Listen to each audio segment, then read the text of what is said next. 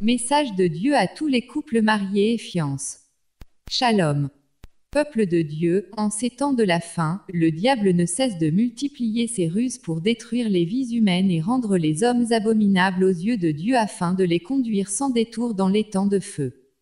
Ces différentes ruses lui ont permis de se glisser au sein de la cellule familiale et de façon plus subtile dans l'intimité conjugale. Peuple de Dieu, que nul ne vous abuse, le Seigneur Jésus-Christ a les yeux fixés sur tout ce que font ses enfants en tout temps et en tout lieu. Aujourd'hui, l'on assiste à des dépravations de toutes sortes au sein des couples chrétiens en ce qui concerne l'intimité conjugale. Nul besoin de rappeler que toute pratique sexuelle hors mariage est un péché abominable aux yeux de Dieu. Impudicité, fornication, concubinage, c'est pourquoi il est fait mention de couples chrétiens. L'on en vient à se poser plusieurs questions parmi lesquelles: comment doit se comporter un couple dans le lit conjugal? Est-il permis aux conjoints de pratiquer toutes sortes de pratiques sexuelles dans leur intimité? Le Seigneur Jésus-Christ, dans sa grâce et son amour pour son peuple, passe par divers voies et moyens afin de mettre son peuple en garde et de sauver les âmes des ruses et des malices de l'ennemi. Afin d'avoir des réponses à ces différentes questions, voici une série de 4 témoignages tirés des Editions brochures Réveille-toi que le Seigneur Jésus-Christ a mis à la disposition de son peuple. Que le sage écoute et tire instruction de ces choses. La parole de Dieu déclare. Jean 8h17. Il est écrit dans votre loi que le témoignage de 2 hommes est vrai. Deutéronome 19h15. Un seul témoin ne suffira pas contre un homme pour constater un crime ou un péché, quel qu'il soit. Un fait ne pourra s'établir que sur la déposition de 2 ou de 3 témoins. Premier message. Nous allons commencer avec ce message que Dieu a adressé à sa servante Claire dans une révélation. Jésus parle. Moi, Jésus, je voudrais que tu saches que les accouplements animaux, les rapports sexuels à style animal, les abominations sexuelles, le travestissement au cours des rapports sexuels, c'est-à-dire être femme et homme en même temps, lorsque la femme se dit de monter sur l'homme au cours du rapport sexuel, les chirurgies esthétiques pour se rendre plus belle, le planning familial, le changement de sexe, la sodomie, c'est la pénétration par l'anus, les seins siliconés. L'utilisation de certaines potions ou médicaments liquides qui font pousser en grand nombre les poils au niveau du sexe afin de plaire à son mari, l'utilisation des Viagra et Manpower ou Woman Power pour stimuler la sensualité, vouloir maigrir ou grossir pour plaire à son partenaire ou mari, l'utilisation des plumes ou d'autres ustensiles dans l'anus de son partenaire, des boucles dans les clitoris pour stimuler son conjoint, l'adoption des positions dites animales, etc., sucer ou lécher le sexe de son partenaire. La conception des enfants dans les bouteilles médicales, c'est-à-dire le fait de prendre l'ovule et le spermatozoïde pour les accoupler dans une bouteille afin d'avoir un enfant, faire la chirurgie de son sexe pour plaire à son conjoint, les bains solaires pour se bronzer, se rendre brun sont en abomination devant le Père. Voici ce chant nouveau que tu dois chanter à toutes les femmes, Claire. C'est pourquoi dans le livre de 1 Corinthiens 3h17 il est dit, si quelqu'un détruit le temple de Dieu, Dieu le détruira. Je voudrais que tu ouvres les yeux aux femmes vertueuses pour qu'elles mènent une vie de sainteté tous les jours de leur vie. Luc 1/71.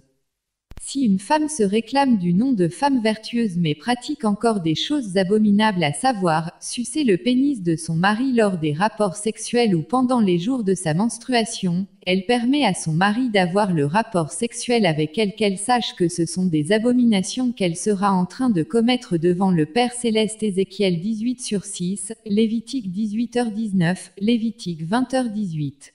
Que toutes les femmes qui, lors du rapport sexuel avec leur mari, montent au-dessus pour qu'elles soient satisfaites à ce moment, sachent que c'est une ignominie devant Dieu. Cela veut dire que ces femmes prennent l'autorité de leur mari et le surcroît. Donc elles possèdent à la fois le sexe féminin et le sexe masculin, car c'est le sexe masculin qui est censé être au-dessus pour pénétrer en descendant afin de bien verser le sperme. Le sexe masculin donne et le sexe féminin reçoit. La nature nous enseigne que celui qui donne doit être toujours au-dessus de celui qui reçoit. N'est-ce pas une réflexion simple mais très persuasive? Une femme qui pratique ces choses ne peut aller au ciel. Souviens-toi de Lévitique chapitre 18 verset 22. Si une femme monte sur l'homme pendant le rapport sexuel, cela veut dire que devant moi Jésus elle pratique du lesbianisme. L'homme devient femme en se mettant sous sa femme lors de l'accouplement. Des pareilles femmes ne peuvent prétendre aller au ciel. Tout enseignement qui dit qu'en faisant ainsi s'accoupler dans le sens contraire, femme au-dessus de l'homme, on est en train de s'enivrer d'amour selon Proverbes chapitre 5 verset 19 est faux. Ce n'est pas par ceux qui donnent ces enseignements qu'elles vont aller au ciel mais c'est par moi, Jésus Jean 14/6. L'homme qui dit qu'il s'enivre d'amour avec sa femme en la laissant prendre le dessus, et la femme qui dit qu'elle s'enivre d'amour en montant sur son mari, tous deux sont dépourvus de sang. Proverbe 15h21. En conséquence, tous iront en enfer. Ma fille Claire, ouvre les yeux à ces femmes. Regardez vous-même les animaux, que lequel de ces animaux mâles lors de l'accouplement laisse la femelle monter au-dessus. Or, ce sont des animaux, on les appelle des animaux, à combien plus forte raison l'homme que j'ai créé à mon image et à ma ressemblance. Si les êtres appelés animaux ne commettent pas de telles abominations, à combien plus forte raison l'homme que j'ai créé à mon image et à ma ressemblance. Comment ceux qui pratiquent des choses abominables que les animaux même qui n'ont pas même de l'intelligence, mais juste de l'instinct ne font peuvent prétendre aller au ciel. Voyons Apocalypse 21/8. S'enivrer d'amour c'est tout le moment de l'accouplement où l'homme se place sur sa femme jusqu'à l'orgasme de tous les deux. L'orgasme c'est le point culminant du plaisir sexuel, chez l'homme ça se manifeste par l'éjaculation et ce temps est tout à fait particulier. Tout change en ce moment-là, c'est ce qu'on appelle s'enivrer d'amour. Ce n'est pas ce que les pornographes font qu'on doit faire devant moi, Jésus. Prenons un exemple à partir des cochons. Depuis quand le cochon femelle monte sur le cochon mâle? Jamais la femelle n'est montée sur le mâle. Le cochon femelle que les hommes prennent comme un animal très moins intelligent qu'on lave avec du savon et qui, par après se vautre encore dans la boue de Pierre 2h22 n'est jamais monté sur le mâle pendant leurs accouplements. Jugez-en vous-même, ceux ou celles qui veulent aller au ciel font ce que les animaux ne font pas. Moi Jésus, je vous le dis, les cochons sont encore meilleurs que les hommes et les femmes chrétiens qui s'accouplent à l'envers devant Dieu. Je demande encore une fois à Claire d'ouvrir les yeux aux femmes vertueuses sur la pratique du planning familial. Les femmes qui prennent des contraceptifs ou utilisent des condoms au cours des rapports sexuels afin d'espacer l'accouchement ou même d'arrêter de donner assez d'enfants, les femmes qui font le planning par diverses manières s'exposent à un danger alors que dans Ésaïe chapitre 66 verset 9 moi, je montre que je n'ai pas fermé le sein maternel pour empêcher d'enfanter. Et, le danger c'est le fait de finir sa course en enfer. Claire, ouvre-leur les yeux sur ce que j'ai dit à Abraham. Je lui disais que ses enfants seraient comme les grains de sable ou des étoiles dans les cieux qu'on ne peut compter. Souvenez-vous de ce que j'ai dit à Adam, multipliez-vous sur la terre, souvenez-vous des oiseaux des cieux qui ne travaillent, qui les nourrit. N'est-ce pas moi Jésus? Combien à plus forte raison vous les hommes. Et les femmes ne veulent plus donner des enfants et commettent de tels péchés. Ne vous ai-je pas dit dans Matthieu chapitre 6 versets 25 à 28 que personne sur cette terre ne dise, si j'ai assez d'enfants, comment ferai-je pour les supporter? C'est moi l'Éternel qui vous prendra en charge. Si l'Éternel ne bâtit, ceux qui bâtissent travaillent en vain. Que ceux ou celles qui utilisent les condoms afin d'avoir soit un ou deux enfants, sachent qu'elles mourront comme Onan. Onan, sachant que cette postérité ne serait pas à lui, se souillait à terre lorsqu'il allait vers la femme de son frère, afin de ne pas donner de postérité à son frère. Ce qu'il faisait déplut à l'Éternel, qui le fit aussi mourir. Genèse 38/9-10 Que les femmes vertueuses sachent que lorsqu'une fille naît, elle n'est pas accompagnée de fémidon préservatif féminin qui le protégera contre les maladies. Et le garçon lors de sa naissance, ne vient pas dans ce monde avec du condom pour se protéger contre une maladie quelconque. N'avez-vous pas lu dans la Bible, surtout dans Deutéronome chapitre 28 versets 58 à 61 que c'est à des enfants des rebelles que je suis en train de châtier par ces maladies? Claire, ouvre les yeux aux femmes vertueuses. Est-ce qu'Abraham a une fois utilisé du condom? Est-ce que David a-t-il une fois utilisé du condom? Qui de ces hommes de Dieu dans la Bible, Isaac ou Joseph, Noé, qui sont aujourd'hui dans le royaume du Père Céleste, avaient utilisé ce condom? Donc c'est clair que ceux qui utilisent ces condoms et fémidoms préservatifs féminins n'iront pas au ciel. Car le Dieu d'hier est le même aujourd'hui. Il ne permettra jamais que ceux qui utilisent ces produits contraceptifs ou condoms puissent aller auprès de lui. À travers Onan, Satan a amené du condom dans le monde. À partir d'Onan, Satan a amené de l'adultère, de la fornication. Les femmes peuvent se prostituer n'importe comment. Les condoms et fémidons sont distribués aux élèves à l'école. On peut s'accoupler mais ne pas avoir d'enfants. C'est le système qu'Onan a institué que Satan pratique aujourd'hui dans ce monde. Et si Onan est mort à la suite de cette pratique méchante, tous ceux qui la font seront aussi tués comme Onan et jetés dans l'enfer. Des gens avec leur sagesse humaine disent et même enseignent en disant à supposer que la femme a des plaies dans son vagin. Comment se protéger contre cette maladie en dehors de l'utilisation du condom? Est-ce qu'en vérité le condom protège à 100% contre toute infection? La Bible déclare dans Proverbe 30/6 et dans Apocalypse 22, 8-19 Claire avertit les femmes afin qu'elles ne deviennent pas comme la femme de l'eau, surtout celles qui regardent encore en arrière. Je viendrai comme un voleur. Personne ne saura quand je viendrai. Même moi je ne le sais, ni les anges sauf mon Père dans le ciel. En ce temps, je veux que tous les chrétiens soient prudents et éveillés. Je le répète encore, je n'ai pas créé l'enfer comme étant de feu pour l'homme mais je l'ai créé pour Satan et ses anges, les démons Matthieu 25/41. Deuxième message. C'est un extrait tiré dans le témoignage du frère Gabriel dont le Seigneur avait fait visiter l'enfer et le ciel par sa grâce. Il témoigne de ce qu'il avait vu en enfer. En enfer, j'ai vu les femmes qui taillent la pipe ou sucent le pénis de leur mari, fellation qui monte sur leur mari pendant le rapport sexuel, les hommes qui lèchent le vagin de leur femme cunilingus, qui pratiquent la sodomie avec elles et introduisent leurs doigts dans leurs parties intimes vagin, les femmes qui couchent avec les animaux, qui s'achètent les godemichés ou les pénis fabriqués pour se satisfaire ainsi que les hommes qui s'achètent les vagins fabriqués pour se satisfaire. Les pédérastes et les lesbiennes, ceux qui regardent la pornographie et tous les vendeurs d'aphrodisiaques et des préservatifs en proie au tourment dans le gouffre. Genèse 19h13 J'ai vu des fiancés qui couchent ensemble avant le mariage. Troisième message. C'est un extrait du témoignage sur l'enfer de la sœur Adélaïde de Bolivie. Le Seigneur avait laissé qu'elle fût tourmentée par les démons pour un but. Elle témoigne, un autre démon qui avait une très grande bouche vint vers moi, il monta sur moi. J'essayais de le pousser mais je ne pouvais pas. Ce démon mit sa bouche dans la mienne tire-langue et je sentis sa salive remplir ma bouche.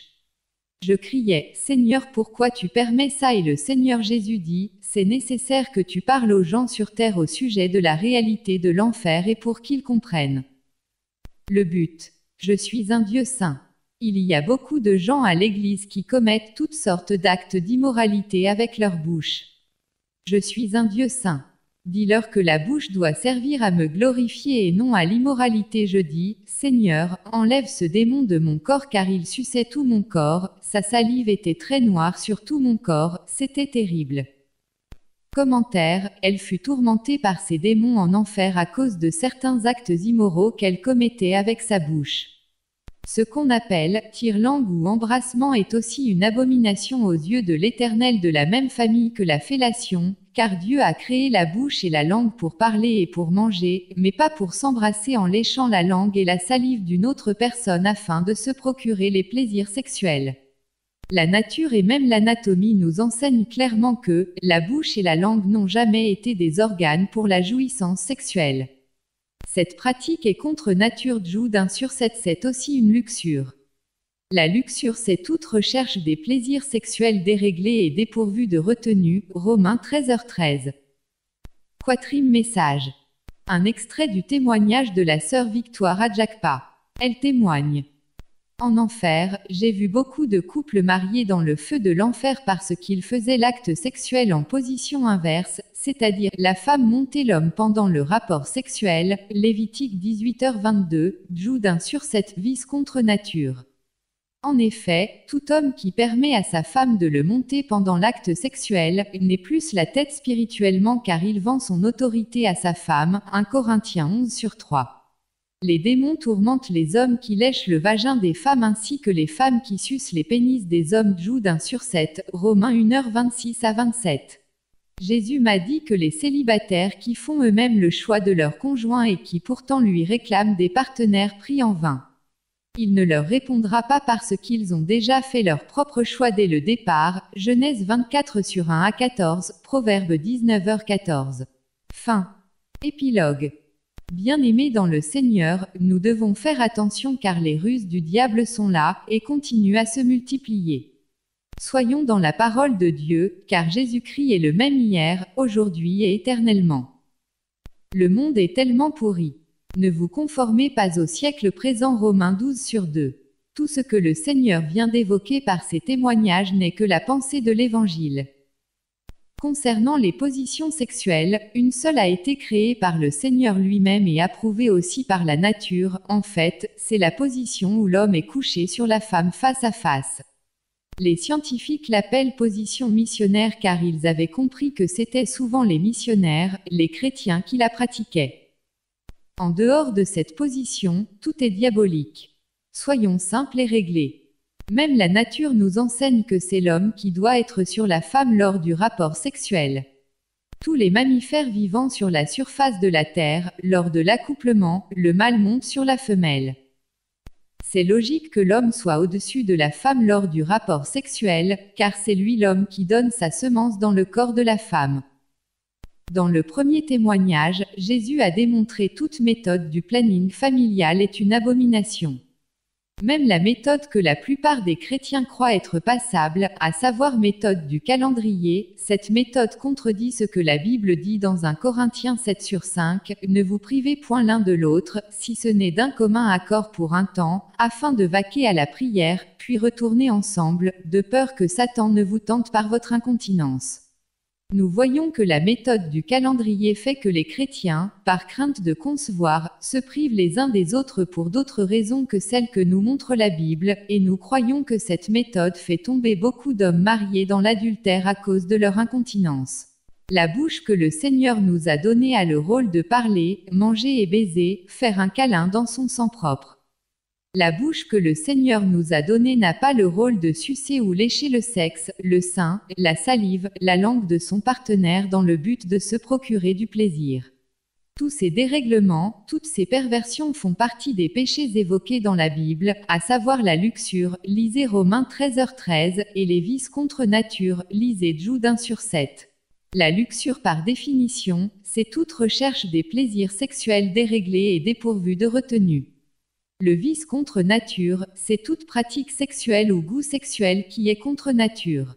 La plupart de ces pratiques positions pour s'accoupler, le fait de lécher le corps proviennent des films pornographiques et souillent la conscience pour s'installer radicalement dans l'homme.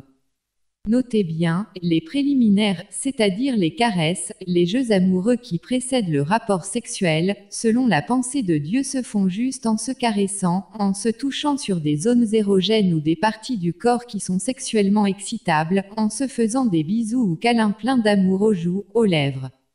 En faisant des jeux amoureux selon le Seigneur, Genèse 26/8 à 9, et en se disant des paroles d'amour, selon le Seigneur, pleines de tendresse, pleines de romantisme et de sensualité. Les préliminaires ne se font pas en commettant des pratiques abominables, telles que le fait de sucer le pénis, le fait de lécher le vagin de sa partenaire, le fait de sucer les seins, comme si on était un bébé, le fait de lécher la bouche de l'autre tout en avalant sa salive, tire-langue. Les gens qui font cet acte sont dignes d'être appelés « buveurs de salive ». Quelle déviation imaginez-vous tout cela, c'est de la bestialité. N'oublions pas que le mariage selon Dieu est fondé sur une sensualité réciproque et perpétuelle selon Proverbe 5h19.